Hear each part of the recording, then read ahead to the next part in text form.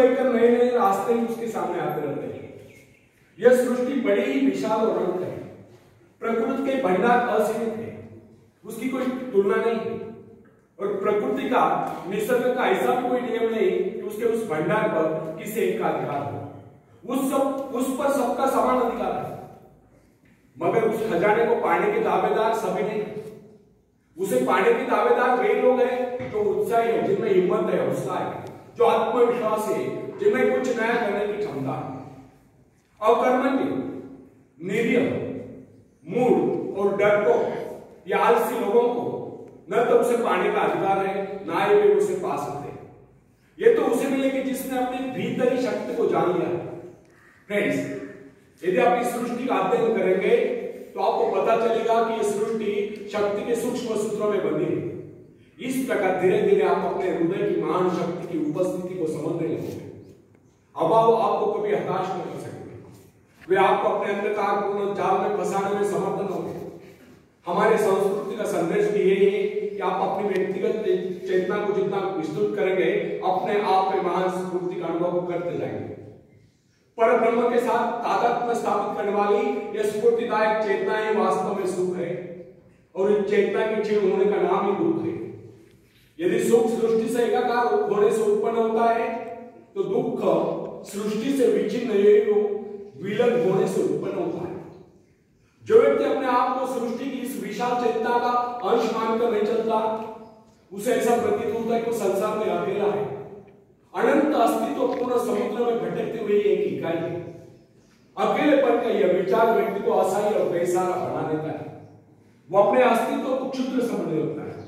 वो अपने आप को नितांत असहाय अनुभव करता है। इस प्रकार की परिस्थिति में ही दुख का जन्म होता है। जब जब भी व्यक्ति अपने आप को सृष्टि से अलग कर लेता है, तब तक वह दुख उठाता है। वह स्वयं को अकेला महसूस करके भयभीत होता रहता है, और होगा कि नहीं, सृष्टि से नाता तोड़कर उसने स्वयं को अकेला तो कर लिया। इसके विपरीत जिस व्यक्ति ने सृष्टि से अपना संबंध जोड़ रखा है और तारतम्य बनाया हुआ है, वह कभी स्वयं को अकेला नहीं समझता। उसे ऐसा अनुभव होता है कि प्रकृति, निसर्ग उसका सहयोग करेगा। वो अपने आप को समृद्ध अनुभव करता है, क्योंकि प्रकृति के प्रति उसका दृष्टिकोण मित्र भाव का होता है। वो विराट सत्ता का एक अंश दिखाई देता है। यही भाव व्यक्ति में शक्ति और आत्मविश्वास पैदा करते हैं। आत्मविश्वास क्या है? अपने भीतर मौजूद शक्ति का एहसास ही आत्मविश्वास है। जो व्यक्ति अपने आप को सृष्टि से अलग कर लेता है, वो आत्मविश्वास से हीन रहता है। उसे प्रकृति के प्रति कभी स्नेह नहीं होता है। वो प्राकृतिक प्रक्रिया को अपरिचित और अपने प्रति षड्यंत्र मानता है। ऐसी स्थिति में प्रकृति के अनंत धन स्वरूप, अनुपम सौंदर्य एवं समाप्त न होने वाले खजाने उसके लिए नहीं रह जाते। जिसे स्वयं पर विश्वास नहीं होता है, वह किसी पर भी विश्वास नहीं करता। उसे ऐसा लगता है कि सब उसके दुश्मन हैं, सब उसका अहित चाहते हैं। अब आप ही बताएं कि ऐसा व्यक्ति अपने आप को समृद्ध कैसे अनुभव कर सकता है, जिसका अकेलापन और अविश्वास उसमें हीन भावना पैदा कर देते हैं। ऐसा व्यक्ति कभी भी अपने भाग्य का निर्माण नहीं कर सकता। फ्रेंड्स, प्राय लोग ऐसे करते सुने जाते हैं कि संसार की रचना इस प्रकार हुई है कि यहाँ केवल कुछ लोग ही धनी और समृद्ध रह सकते हैं। शेष लोगों को अनिवार्य रूप से साधनी, निर्धन और दूसरों का मोहताज रहना पड़ता है। उनके विचारों में सृष्टि में सुख समृद्धि के साधन सीमित होने के कारण सभी लोग समृद्ध नहीं रह सकते। उनका यह विचार है कि यह संसार एक प्रतिद्वंदिता है, स्पर्धा है, और जो उसमें सफल हो जाता है वही सुखों का उपभोग कर सकता है। शेष लोगों के भाग में दुख और कष्ट ही है। परंतु हमारा एक कहना है कि इन लोगों के ऐसे विचार अनुभवहीनता और अज्ञानता के कारण है। प्रकृति ने, निसर्ग ने तो अपने भांडार सभी के लिए खोल रखे। आप ऐसा क्यों सोचते कि आप भाग्यहीन आए और भाग्यहीन रहोगे? इस प्रकार की मिथ्या धारणा का आधार यह हुआ, जब प्रभु ने इस सृष्टि की रचना की तो मनुष्य के लिए इतने साधन नहीं चुका है, परंतु ऐसा सोचना कदापि उचित नहीं। वस्तुतः प्रभु ने इस सृष्टि को अत्यंत संपन्न और सब प्रकार से पूर्ण बनाया है। मनुष्य की आवश्यकताओं की पूर्ति के सभी पदार्थ इस धरती पर उपलब्ध है। यदि कोई इस नीति का प्रयोग नहीं कर पाता है तो उसमें उस सृष्टि निर्माता का क्या दोष है? विधाता ने तो अपनी रचना संपूर्ण बनाई। यदि कोई उसे ग्रहण करने में असमर्थ है, आनाकानी करता है, आलस्य में पड़ा रहता है, तो वो जगन्यता क्या कर सकता है? कहावत प्रसिद्ध है, आप घोड़े को पानी तक ले जा सकते हैं या पानी लाकर घोड़े के सामने रख तो सकते हैं, परंतु उसे पीने के लिए विवश नहीं कर सकते। यदि घोड़े को प्यास लगी है तो पानी पीकर प्यास तो उसे शांत करनी होगी। अपनी गर्दन को झुकाकर पानी में मोड़ो तो उसे डालना होगा। फ्रेंड्स, प्रकृति को दोष ठहराने में वास्तविकता में कितनी भिन्नता है, इसकी एक उदाहरण देखिए। अन्न जीवन की सबसे आवश्यक वस्तु है। शरीर रूपी भट्टी के लिए वह ईंधन का काम करता है। संसार में निर्धनों की प्रमुख समस्या दो की रोगी है। कुछ लोगों का यह कहना है कि अन्न की कमी है, क्योंकि धरती उतनी उपजाऊ नहीं, खेती के लिए इतने साधन नहीं, समय नहीं। परंतु यह धारणा निर्मूल है, क्योंकि कृषि विशेषज्ञों का यह कहना है कि आज भी विश्व में बहुत सी भूमि बिना जुती पड़ी है। यह भूमि अत्यधिक उपजाऊ है, क्योंकि अभी तक इस भूमि में खेती नहीं हुई, इसलिए उसके प्राकृतिक उर्वरा तत्व अर्थात नैसर्गिक सुपीकता अभी तक उसमें सुरक्षित है।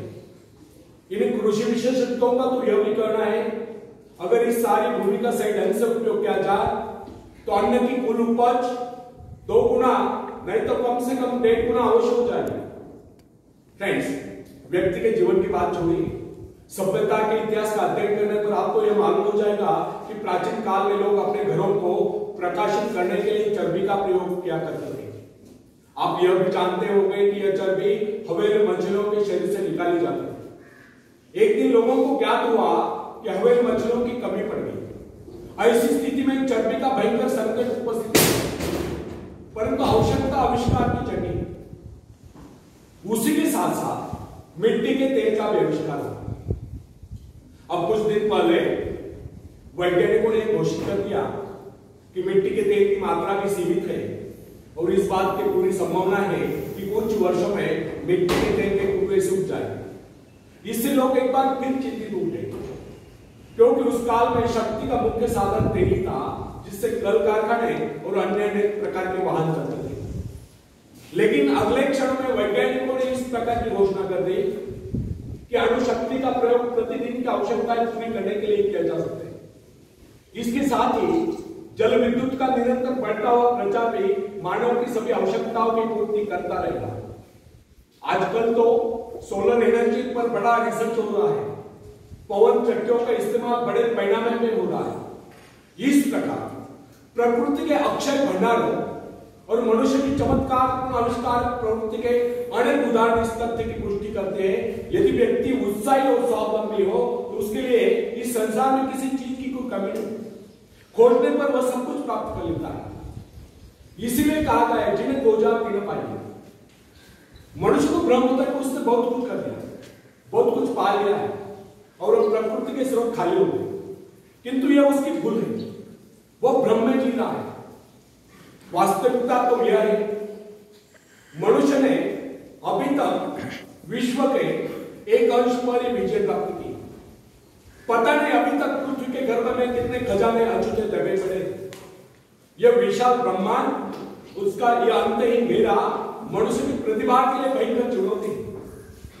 वैज्ञानिक न्यूटन ने गणित संबंधी नियमों द्वारा इस संसार की विशालता का अनुमान लगा लेने के बाद कहा था,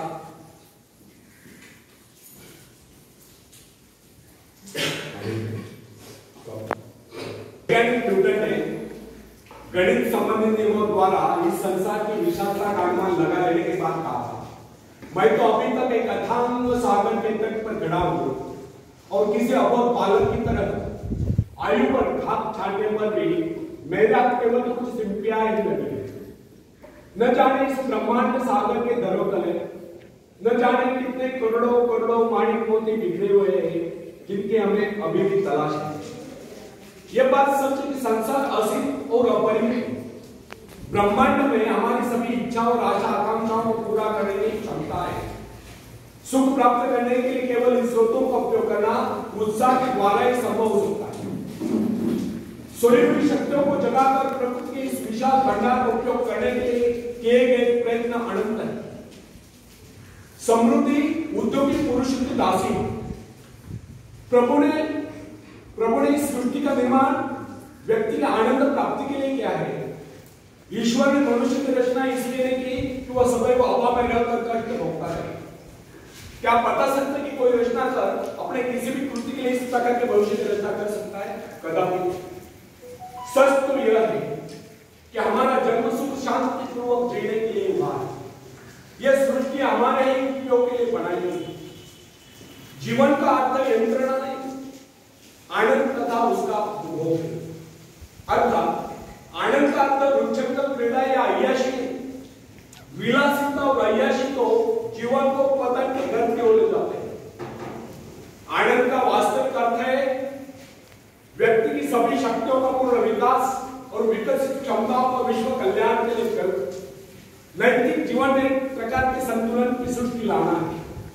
आनंद का अर्थ है सुख, समृद्धि, शांति और सद्भाव का आगमन तथा दुख, दरिद्रता, ईर्ष्या, द्वेष आदि बुराइयों का नाश है। आनंद जीवन का स्वर्गीय पहलू है। हृदय की स्वच्छता, दृढ़ता, धैर्य आदि बातें आनंद के लिए प्रारंभिक सीढ़ियां हैं। मनुष्य के जीवन में आनंद का